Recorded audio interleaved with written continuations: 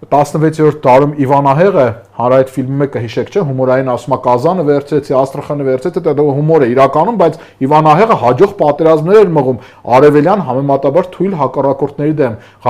Կազանը, Աստրախանը եւ այլն։ Դրանից հետո եկավ Արևմուտք եւ Լիվոնյան պատերազմը սկսեց։ Իր հակառակորդը թույլ Լիվոնյան օրդենն էր։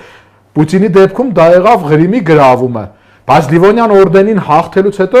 այն ժամանակ Ռուսաստանը ծանր պատերազմի մեջ մտավ կենտրոնական եւ արևմտյան Եվրոպայի երկրների մեջ, օրինակ Հռոմեական Սրբազան կայսրության եւ այլ, այնտեղ Լեհաստան, Ռեչպոսպոլիտա եւ այլ, եւ Ռուսաստանին արդյունքում շատ ծանր պարտության մատնեցին։ Սկզբում ինքը Բալտիկ ծով էր դուրս եկել եւ դրանից հետո իրան դուրս մղեցին եւ դրանից հետո միայն 100 քանի տարի հետո Պետրոս առաջինը նորից կարողացավ Բալտիկ ծով դուրս գալ։ Հիմա նույնը այստեղ եղավ։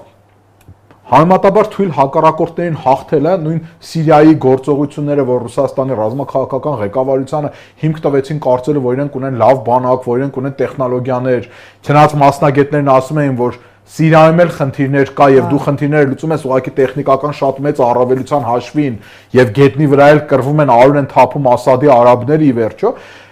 Այս ամեն ինչը բերեց նրան, որ Ռուսաստան ինքնավստահորեն Ուկրաինայի դեմ պատերազմ սկսեց։ Իսկ գիտեք, պատերազմի առաջին օրերին, երբ որ նայում ենք, իրենք նույնիսկ ռազմական դիմադրության տրամադրված չէին։